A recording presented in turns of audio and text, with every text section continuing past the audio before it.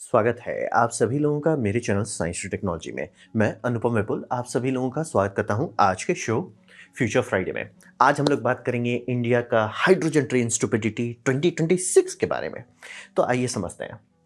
तो सबसे पहले समझिए हाइड्रोजन में ऐसा क्या है जो हर कोई हर समय हर बार एक ही गड्ढे में गिरता है। तो इसको समझिए ऑन पेपर ये परफेक्ट फ्यूल है। हम लोग जो चाहते हैं वैसा ही फ्यूल है।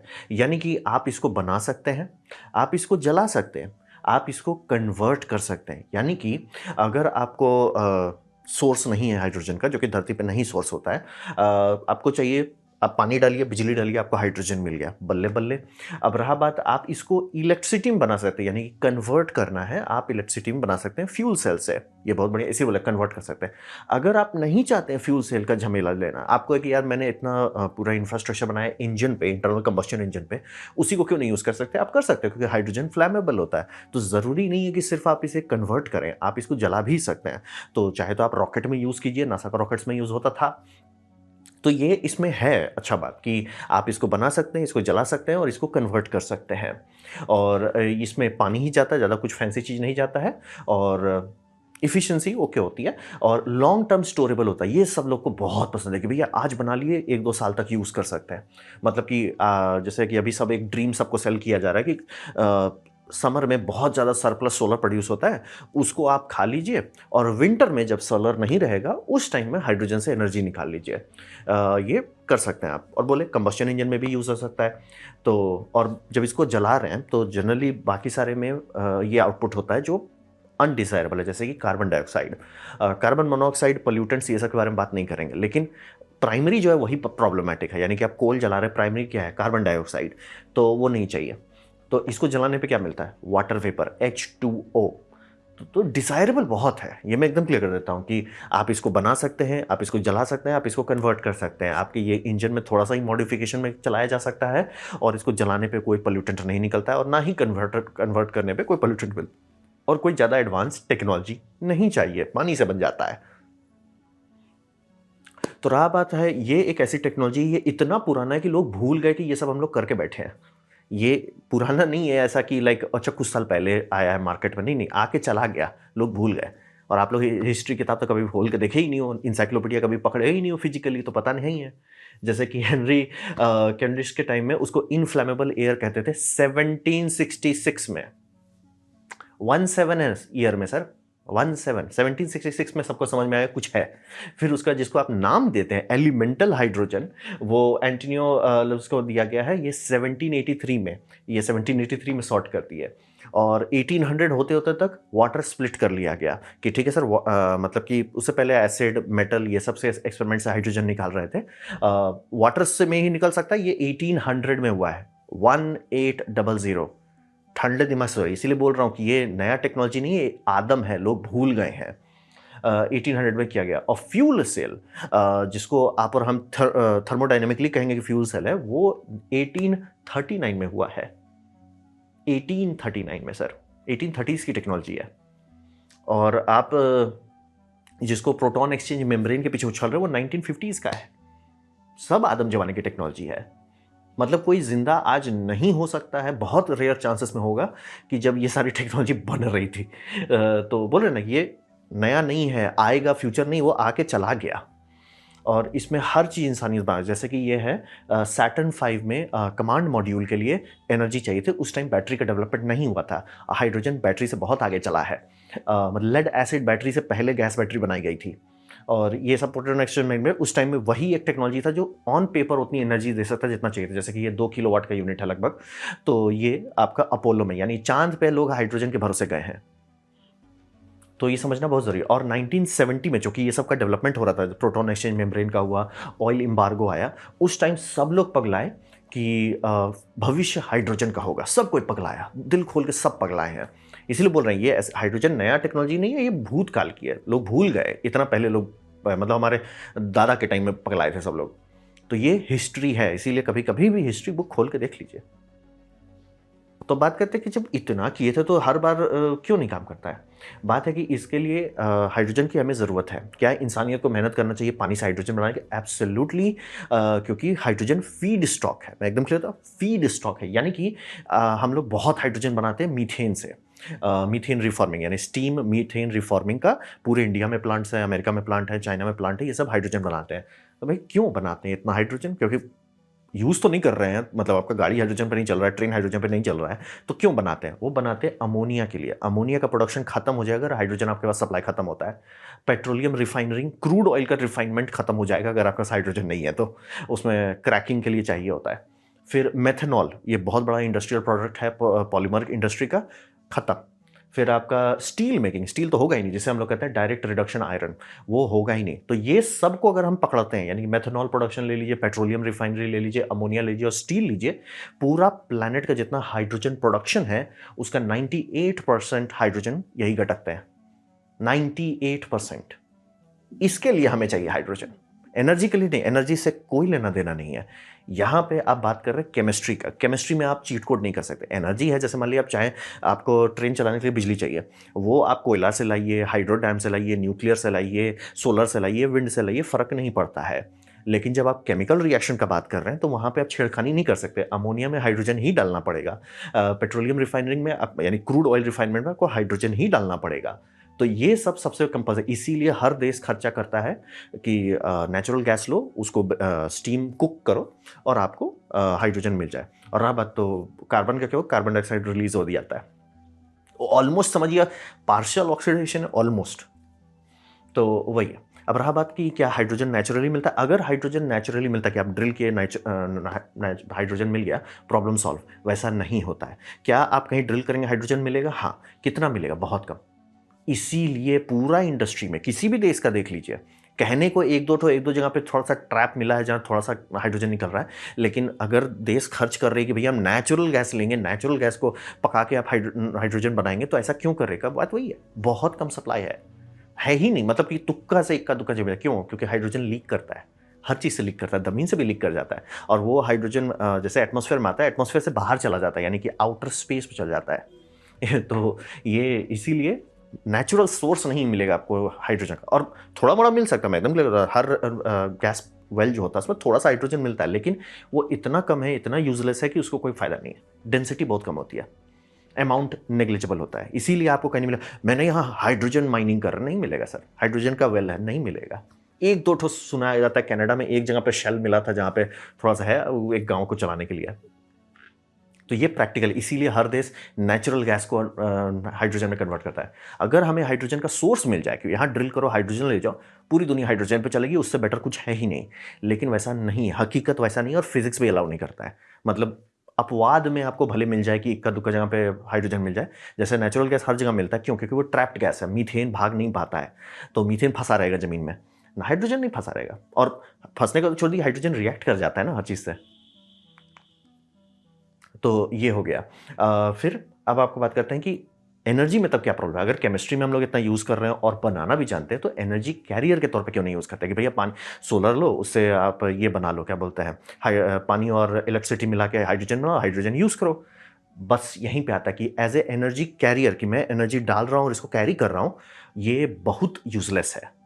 और ये हमें 1800 से पता है कि ये 100% यूजलेस है, क्योंकि ये वॉल्यूमेट्रिकली यूजलेस होता है। यानी कि ये ग्राफ जब मैं बार बार सबको दिखाता रहता हूँ कि जैसे आपको बताने, मैं आपको ब्रेन डैमेज देना चाहता हूँ, मैं चाहता हूँ कि आप भूखे मरें, तो मैं आपको बताऊंगा कि हाइड्रोजन में 3 गुना एनर्जी होती है कंपेयर टू पेट्रोल या डीजल। तो क्या ये बात सच है? हाँ, ये उसमें लगभग 120 मेगा जूल पर केजी होता है। ये बात सर्वसत्य है। और इसको अगर आप डीजल या पेट्रोलियम गैसोलीन लेंगे, वो लगभग 32 से 40 के आसपास में आता है। तो आप देख सकते हैं 3 गुना ज़्यादा है। तो प्रॉब्लम क्या है? प्रॉब्लम है कि मैंने आपको किलोग्राम में बताया, जो कि आप लोग स्कूल में कभी पढ़े नहीं होंगे कि किलोग्राम और लीटर अलग अलग चीज़ होता है। लीटर पानी से नापा जाता है, यानी कि 1 किलोग्राम जो आप जानते हो, वो जनरली 1 लीटर पानी के हिसाब से हमने बनाया था, तो इसीलिए हमारे दिमाग में लीटर और किलोग्राम अलग अलग नहीं होता है, हमने जानबूझ के वैसा बनाया था। बट पेट्रोल हल्का होता है, हाइड्रोजन लाइटर देन एयर होता है। यानी कि अब अगर मैं आपको 1 लीटर की टंकी दूं, आपकी गाड़ी का जो भी टंकी है, 25 लीटर का हो जो टंकी है, उसमें आपको मैं लिक्विड हाइड्रोजन डाल दूं, वो सिर्फ 8 मेगाजूल पर लीटर जाएगा, कोई फायदा नहीं है। अब वो बात कर रहा हूँ एब्सोल्यूट जीरो पे आप रख रहे हो, तो एलएनजी का जो थर्मस हम लोग आजकल यूज़ कर रहे हैं इंडिया में, वो आपको लगने लगेगा सर ये थर्मस गर्म है हाइड्रोजन, लिक्विड हाइड्रोजन को रखने के लिए। इसीलिए लिक्विड हाइड्रोजन रॉकेट्स में भी अब नहीं यूज़ किया जाता है। स्पेसिफिक इंपल्स बहुत देता है, लेकिन इतना बड़ा टैंक हो जाता है, इतना इंसुलेशन लगता है, बॉयल ऑफ इतना समस्या हो जाता है कि जब तक कुछ रेयर केस ना हो उसको छूने की ज़रूरत नहीं है। और जो हाइड्रोजन पे लोग उछल रहे हैं यानी कि कंप्रेस्ड हाइड्रोजन, वो आपको चलता है 700 बार्स पे। वो आपको देगा बहुत, मैं बटर मसाला लगा रहा हूँ तो 4.4 मेगा जूल पर लीटर। अब बोले कन्वर्शन इफिशियंसी अच्छा है, 100% ऑफ 4 इज स्टिल 4। 38 का कितना परसेंट पे आपको कन्वर्शन करना है तब जाके आपको 4 आएगा। आप खुद करके देख लो, खुद मैथ में लिखो कि मैं आपको 30 मेगा जूल दे रहा हूँ, एक्चुअली 38 रहेगा, लेकिन मैं आपको 30 मेगा जूल दे रहा हूँ। आपको कितना नीचे आना है कन्वर्शन इफिशियंसी में तब जाके आप 4 से मैच करेंगे। और अगेन 4 मैं आपको मैथमेटिकली कह दे रहा हूँ कि 100% इफिशियंट है, वो नहीं है। तो यही रियलिटी है कि इसीलिए कैरी नहीं कर सकते हाइड्रोजन, चाहे लिक्विड ही कर लें तो उसका टेम्परेचर प्रॉब्लम बनाएगा और तब भी उतनी एनर्जी नहीं होगी। और गैस है तो डिस्कशन ही नहीं करना है। और हर चीज़ किया जा चुका है हाइड्रोजन पे प्लेन बनाया जा चुका है, ट्रेन बनाया जा चुका है, बोट बनाया जा चुका है, कार्स कितने सारे बना के छोड़ दिए गए हैं।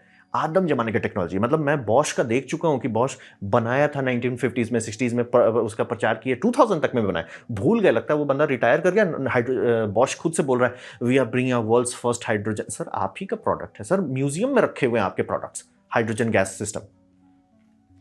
और ये तो हो गया पैकिंग इफिशियंसी। अब आप कह लो कि ठीक है मैं इसको पोर्टेबल चीज़ में नहीं डालता हूँ, यानी कि जो भी चीज़ मूव कर रहा है उसमें नहीं डालते हैं, ठीक है, लेकिन क्या होगा अगर मैं एनर्जी प्लांट के तौर पे बना लेता हूँ, जगह का कोई दिक्कत नहीं, ठीक है, वहाँ पे आपका राउंड ट्रिप इफिशियंसी आपकी वाट लगा देगा। यानी कि मैं आपको 100 किलो वाट यूनिट का सोलर फार्म लगाते हैं, उससे आपके चक्के में कितना जाएगा।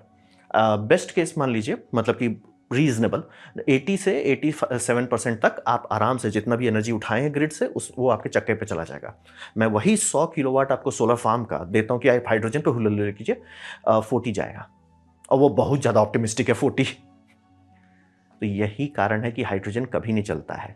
सब लोग उछलते हैं, सब लोग जूता मार खाते हैं, क्योंकि आपको जो हाइड्रोजन बेच रहा है उससे ये ग्राफ पूछिए, उसको नहीं पता होगा। या तो मेरे जैसा कोई होगा कि मुझे पता है कि आप भूखे मरने वाले हो, मैं आपका सारा पैसा ले लूंगा, क्योंकि आपके पास तो कोई फायदा नहीं है ना इसका। अगर आप मूर्ख हैं हाइड्रोजन खरीदने के लिए, मैं समझदार हूं हाइड्रोजन बेचने के लिए। ये सबको पता है बाय द वे, कोई भी चीज छिपाया नहीं जा रहा है, साइंस बुक्स में रखे हुए हैं, हिस्ट्री बुक में रखा हुआ है, लेकिन लोग भूल जाते हैं। मैं एकदम क्लियर होता, क्या इंसानियत को हाइड्रोजन पे मेहनत करना चाहिए? ऑब्वियसली ये सारे फीड स्टॉक कहाँ से आएंगे, नहीं तो। और मैं नहीं चाहता कि ये सब नेचुरल गैस जला जला के बनाया जाए, तो वो जेन्युइन बात है, एनर्जी कैरियर के लिए यूजफुल नहीं है। और दूसरा कि फिर फायदा क्या हो रहा है अगर एनर्जी कैरियर में आप इसको यूज कर रहे हैं, क्योंकि वो फिर वही नौटंकी आ रहा है बैटरी वाला कि आपको फिर उसका इन्वर्टर लगाना है। आप जेट इंजन में चलाओ तो मैं मे भी आप मान सकते हैं, बट जेट इंजन और हाइड्रोजन नहीं साथ में शादी करते हैं, क्योंकि हाइड्रोजन मेटल इम्ब्रिटलमेंट करता है, यानी कि मेटल को चिथड़ी उड़ा देता है वो। ये एक दूसरा बात है हाइड्रोजन के साथ, वो मेटल को एकदम उसको पसंद नहीं है, क्योंकि मेटल का लैटस के अंदर घुसता है और तोड़ देता है। मतलब लॉन्ग टर्म में, ऐसा नहीं कि आज आप हाइड्रोजन डाल दिया स्टेनलेस स्टील टैंक में कल खत्म हो जाएगा, लेकिन वो लॉन्ग टर्म नहीं टिकेगा। तो ये हकीकत है जो हम लोग कर चुके हैं। बोलो नई बात, नई टेक्नोलॉजी नहीं, मतलब सोवियत यूनियन बनाया था सर, सोवियत यूनियन को मरे हुए सालों हो गए। तो अब बात करते हैं इंडिया का ब्रेन डैमेज, ये जो ट्रेन है। तो रहा बात कि इंडिया में सबसे बड़ा दादाजी है डीजल लोकोमोटिव। क्यों?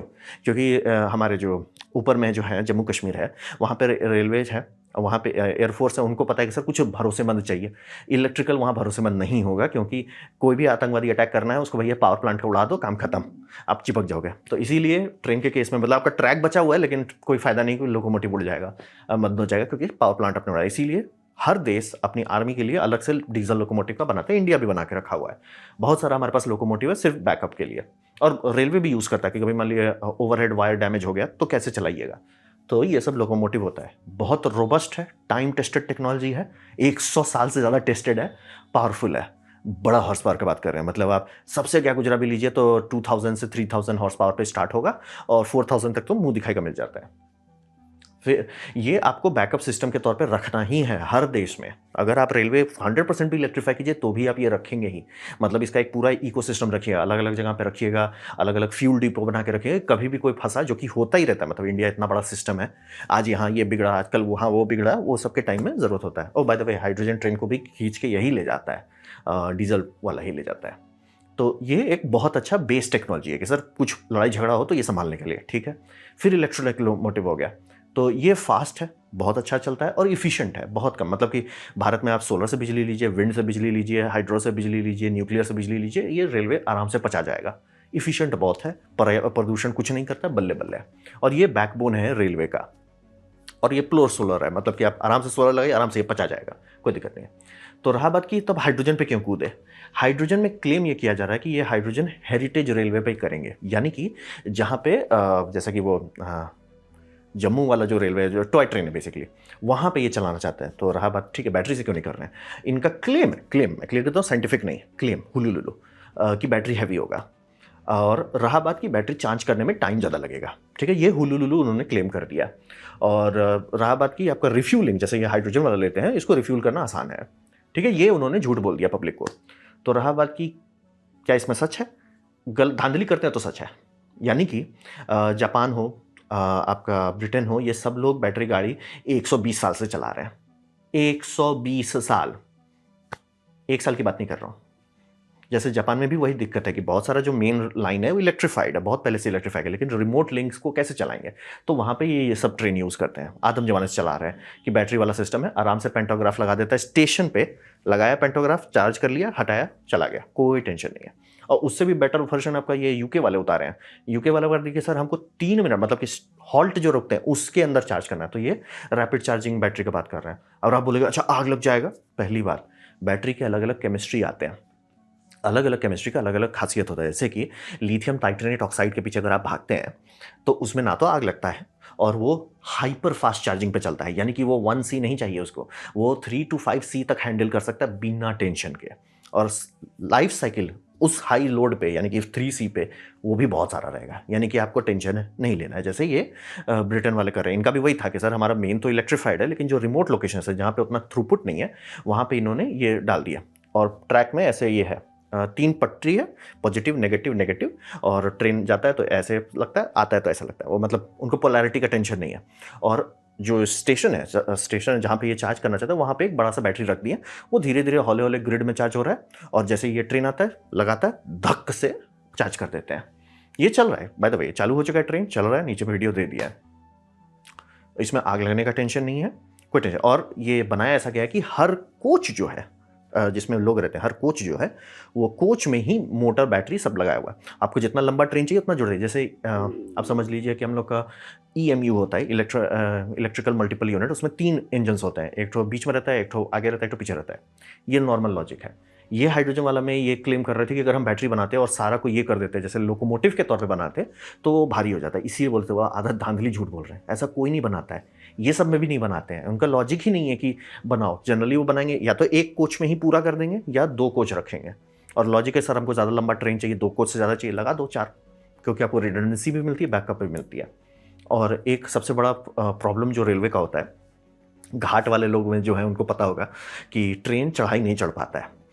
ये बात आधा सच है, क्योंकि जो स्टील व्हील और स्टील रेल का जो फ्रिक्शन है वो बहुत कम है। तो हॉर्स पावर की कोई प्रॉब्लम नहीं है। आपका वैग 12 में बोला सर 12,000 हॉर्स पावर है, थारे भाई के पास टेंशन नहीं लेना है, लेकिन वो डाल ही नहीं सकता चक्का में। जैसे ही डालेगा चक्का घूमना शुरू कर देगा, मतलब फ्री स्पिन करेगा, वो ग्राइंड कर देगा, तुरंत उसका इन्वर्टर बोलेगा ना जी ना। आजकल में ऑप्टिकल इनकोडर रहते हैं, इनकोडर डिटेक्ट किया, धांधली बंद कर दो। तो ये एक समस्या बना देता है कि सर आप कैसे मैनेज करोगे। तो उसका सोल्यूशन होता है कि डिस्ट्रीब्यूट किया है। जैसे वंदे भारत क्यों नहीं चिपकता है आपका घाट सब वाले एरिया में, बात है कि उसमें डिस्ट्रीब्यूटेड ट्रैक्शन है, यानी कि हर शायद दूसरा या तीसरा बोगी जो है जिसमें चक्के रहते हैं वो उसमें मोटर लगा हुआ है। डिस्ट्रीब्यूटेड आप कर देते हैं, वो बहुत कड़ा चढ़ाई फ्री का चढ़ जाता है, टेंशन ही नहीं लेना है। तो आराम से आप ये बना सकते थे कि, और इसके बाय द वे दूसरा एक फ़ायदा होता है कि इसके लिए जो सरकार से अच्छा से बटर मसाला लगाया हुआ वही लगा पाएगा, क्योंकि ज़्यादा कंपनी ट्राई नहीं करती है। इस पर 25-26 कंपनी है, बोली ओपन होता है और सब लोग लगा सकते हैं, और आप जंप भी कर सकते हैं कि इस कंपनी का नहीं सूट किया दूसरे में किया। इसमें जो कंपनी आपका अच्छा से वाइट एलिफेंट बना लेता है, तो इसीलिए बोल रहे थे कि अगर डिस्ट्रीब्यूटेड बोगी बनाते कि जहाँ पे सर ज़्यादा डिमांड नहीं है लेकिन एक ट्रेन चलते रहना चाहिए, सर 2 वाला कोच वाला ले लो। सर यहाँ बहुत डिमांड है, अरे 4 कर दो, 6 कर दो, 8 कर दो, ये 10 कर रहे हैं या 22 करने का बात हो रहा है, कर दो। और बाय द वे इसमें भी वही पावर का कमी था, तो एक लोकोमोटिव आगे है, एक लोकोमोटिव पीछे है, तब जाके कर रहे हैं। ये डीजल से भी कमज़ोर है, आपका इससे भी कमज़ोर है, क्या बोलते हैं इलेक्ट्रिक से तो बहुत कमज़ोर है, और मैनेज करने के लिए उसको आगे पीछे दोनों लगा दिए। इस लाइक सर इतना चीट किए लोगों को चूना लगाने के लिए। तब बोलेंगे अगर मैं बता रहा हूँ तो सरकार को नहीं पता है क्या? सरकार को पता है, सरकार को पता है कि आपको भूखे मारना जरूरी है, तो वो कर रहे हैं। और सरकार का ये है, जैसे एथेनॉल में, एथेनॉल कोई नहीं बनाता, सरकार ने ज़बरदस्ती, जो आपको चूना लगाया जा रहा है कि अरे तेल का पैसा बचा, नहीं सर, वो पैसा आपने ये एथेनॉल के लिए मास प्रोडक्शन कराने के लिए सारे शुगर मिल वालों को पैसा दे दिया, फिर फार्मर्स को ज़बरदस्ती का सब्सिडी दिए और हमारा खाना महंगा कर दिए। वैसे ही ये किया जा रहा है हाइड्रोजन वाला, कोई रीज़न नहीं है। रेलवे के लिए हाइड्रोजन का इस्तेमाल कोई सेंस नहीं बनता है, क्योंकि डीजल आपको रखना ही है, तो डीजल पे ही चलो ना। और अगर आपको है कि नहीं सर हम जगह बैटरी रखना चाहते हैं ताकि डीजल का खपत कम हो, बैटरी का टेक्नोलॉजी सॉर्टेड है 120 साल से। और जो जो प्रॉब्लम आप जबरदस्ती का बना रहे हैं, बोलो ना, इसके लिए आपको जब 2 लोकोमोटिव लगाना पड़ रहा है तो ये धांधली क्या हुआ? डिस्ट्रीब्यूटेड ही रखिए, वंदे भारत वाले ही कर लेते टेक्नोलॉजी डेवलप। तो इनका है कि सर भारत सरकार फोर्स करेगा सबको हाइड्रोजन पे कूदने के लिए, तो उसके लिए कोई नहीं बनाएगा, कोई नहीं बनाएगा। बोले सर आपका देश भूखे मरने दो, हम अपना पैसा खींच लेते हैं यहाँ से। तो वो है कि हम टेक्नोलॉजी डेवलपमेंट के लिए इसमें पैसा जला देते हैं, तब लोग के पास टेक्नोलॉजी रहेगा। तब जब हम भविष्य में जो 2030 का टारगेट दिया गया है हाइड्रोजन फोर्स करने के लिए, उस टाइम पे हम सबको बोले, मैं एकदम क्लियर करता हूँ, हाइड्रोजन ग्रीन होना चाहिए, कंज्यूमेबल के लिए, फीड स्टॉक के लिए, एनर्जी कैरियर के तौर पे यूज किए, देश मारा जाएगा। क्या बोल रहे ना, नई टेक्नोलॉजी नहीं, हम लोग यूज करके छोड़े हैं। तो यही ट्रेन में वही लॉजिक है कि ये जबरदस्ती का झूठ बोल के बेचा जा रहा है कि अरे बैटरी भारी हो जाए। Oh by the way, here's the funny thing, जो भी हाइड्रोजन ट्रेन को देखी होंगे, एनालाइज करेंगे, उसका डेटा शीट अवेलेबल है मार्केट में, सब में पाइएगा बहुत बड़ा बैटरी बैंक लगा रहता है, क्योंकि हाइड्रोजन फ्यूल सेल ज़्यादा टॉर्क नहीं दे सकता है, मतलब कि उम्फ नहीं देता है, वो इंजन जैसा नहीं है। जितना उसका बेस लोड पावर है उतना ही देगा। वो बेस लोड पावर, इसमें भी लिथियम बैटरी लगा हुआ है और वो भी अच्छा खासा बड़ा, उसमें पावर जाता है, और जब आपको क्लाइंब करना है, एक्सेलरेट करना है, तो वो पावर लेता है। और बाय द वे रीजनरेशन को भी वही पचाता है। फायदा क्या हुआ हाइड्रोजन डालने का, सिवाय देश को भूखे मारने के? लॉजिक वही है कि कोई सेंस नहीं बनता। अगर आपको डीजल रखना ही है देश की सुरक्षा के लिए, सेफ्टी के लिए, रोबस्टनेस के लिए, रखिए ना हाइड्रोजन, ये क्या बोलते हैं, डीजल। और उसके भी इंप्लॉयज चाहिए, टूल किट चाहिए, सब चीज़ चाहिए, ठीक है। और आपको कि नहीं, बहुत सारे ऐसे रिमोट लोकेशन है जहाँ पे हम डीजल नहीं जलाना चाहते हैं, ठीक है, जलाइए ना सर, बैटरी चलाइए। 10-15 साल से ये सब नहीं बिगाड़ते हैं, और मेंटेनेंस भी कम आता है। मतलब ये ऐसी बात नहीं कि may be, could be, would be. Sir company लगी हुई है, तोशिबा से ले लीजिए, हिताची से ले लीजिए, एबीबी से ले लीजिए, सीमेंस से ले लीजिए, जिससे उठाना उठा लीजिए, एमस्टर्न भी दे देगा आपको। तो लॉजिक वही है कि झूठ बोल के कि हम टेक्नोलॉजी बनाएंगे, टेक्नोलॉजी कोई नहीं, टेक्नोलॉजी आदम जाने की सर 1830 की टेक्नोलॉजी है। जबरदस्ती का झूठ लगा रहे हैं कि हम फोर्स करेंगे ग्रीन हाइड्रोजन के लिए, कोई यूज नहीं करेगा, तो हाइड्रोजन खाएगा कौन? उसके लिए हम खुद से वो बना रहे हैं, एग्जैक्टली जैसे एथेनॉल में लोगों को चूना लगाए, एग्जैक्टली। तो रहा बात कि भविष्य में क्या होगा, तो यहाँ पे समझिए कि भारतीय लोग गरीब होना अच्छी बात नहीं है, नहीं होना चाहिए। मैं नहीं चाहता हूँ कि भारतीय गरीब हो, लेकिन हम लोग बहुत मेहनत कर रहे हैं कि गरीब भूखे मरें। हम लोग बहुत मेहनत कर रहे हैं कि इतना गरीब हो जाए कि कोई बच्चे ही नहीं पैदा करे, कि भैया सब मर चलो, सब मर जाओ भैया, हिंदू लोग मर जाओ। ये हम लोग बहुत मेहनत कर रहे हैं। मेरे देखते देखते चीनी का दाम बढ़ गया और सब अभी भी लड़ रहे हैं एथेनॉल के लिए। और ऐसा क्यों हो रहा है? ऐसा इसलिए हो रहा है ना कि हम लोग भगवान का वर्शिप कर रहे हैं या गवर्नमेंट का वर्शिप कर रहे हैं। जिसको कुछ नहीं पता है हाइड्रोजन के बारे में, जिसको कुछ नहीं पता है एथेनॉल के बारे में, वो आपसे इस बात पे लड़ रहा है कि मेरे सरकार ने, मेरे प्रभु ने डाल दिया है तो ये सही होगा। तो सर वो तो ओरिजिनल जो भगवान है, अगर आप भगवान मानते हैं तो ओरिजिनल भगवान बोलेगा सर ये क्या धांधली है, इसको तो हम ही को मारना पड़ेगा भैया। ये तो हर रिलीजन में, bye the way, her religion में कि फॉल्स गॉड मत बनाइए, मारे जाएंगे। और नेचर के हिसाब से अगर आप समझना चाहते हैं, नेचुरल सिलेक्शन, शिफ्ट डिलीट कर देगा वो आपके पूरे खानदान को। जाइए, क्योंकि देखिए सारे नेता के तो बच्चे बाहर रहते हैं ना। आप गधे हो तो आपको मरना जरूरी है ना, वो तो आपको लूट रहे हैं, बोल रहे हैं। अगर आप मूर्ख हो हाइड्रोजन खरीदने के लिए, मैं समझदार हूं हाइड्रोजन बेचने के लिए। फिर ये तो हो गया जो अंधभक्त हो गए। दूसरा आते हैं इंटेलेक्चुअल लेजीनेस। ये आम पब्लिक में आ रहा है। जैसे मैं खोज के निकाल ले रहा हूँ कि हाइड्रोजन कब बनाया गया था, या मुझे पता है इंसाइक्लोपीडिया में कब से हाइड्रोजन की बात हो रही है, तो आप लोग को क्यों नहीं पता है? बात है कि आप चूज कर रहे हो, ये चॉइस है, इंडियन लोगों का चॉइस। इसलिए बोल रहे हैं ना कि we are working to become poor. ये चॉइस है कि हम लोग रिगरस साइंटिफिक डिसिप्लिन, जिसके लिए आपको स्कूल भेजा जाता है, वो नहीं करेंगे। मैथमेटिक्स जो मैं ग्राफ दिखा रहा हूं, ये आप चेक कर सकते हो, वैलिडेट कर सकते हो, आप नहीं करोगे तो आपका भूखे मरना तो जरूरी होगा ना सर। नेचुरल सिलेक्शन नहीं छोड़ता है सर। आपको लगता है इंसान क्रूअल है, नेचर बोलता है सर क्रूअल्टी का तो आपको सी नहीं पता। वही बोल रहे हैं, ये बहुत दुखद बात है जो 1940s की टेक्नोलॉजी को, ये 19 क्यों बोल रहा हूँ, 1840 टेक्निकली, 1840 की टेक्नोलॉजी को सब फ्यूचर है, फ्यूचर है, फ्यूचर इज लाइक सर बना के छोड़े हो। बाय द वे, ये जेम्स बॉन्ड के टुमारो नेवर डाइज या उस तरह का कोई पिक्चर था, उसके ये BMW हाइड्रोजन 7 सब लोग पगलाए, ऑडी पगलाया है, BMW पगलाया, रोल्स रॉयस पगलाया, सब पगलाए, सब हाइड्रोजन बनाए, सब प्यार से बंद कर दिए। इसीलिए तो हंसी। ओ बाय द वे, ये आर्मस्ट्रांग का जो हाइड्रोजन ट्रेन है जर्मनी में, वो भी बनाए चलाए 2020 में या 2022 में चालू किया, 2024 में बंद कर दिया। बोले ना तो सर्विस दे रहा है, ना रिलायबल है, और इतना पैसा जल रहा है कि भैया इलेक्ट्रीफाई ही कर देते, सस्ता पड़ता। हो गया। ये आपको कोई नहीं बता रहा है। चाइना हाइड्रोजन कर रहा है, वो नहीं कर रहा है सर, वो बस दिखा रहा है। वो आपको दिखा रहा है ताकि इंडिया पैसा जला दे। वो दिखा रहा है ताकि अफ्रीका में कोई गधा खरीद ले। बाय द वे, उनके सारे एक्सपोर्ट अफ्रीका में जा रहे हैं। वो थोड़े गधे हैं, वो तो अपना आराम से इलेक्ट्रिक पे चल रहे हैं।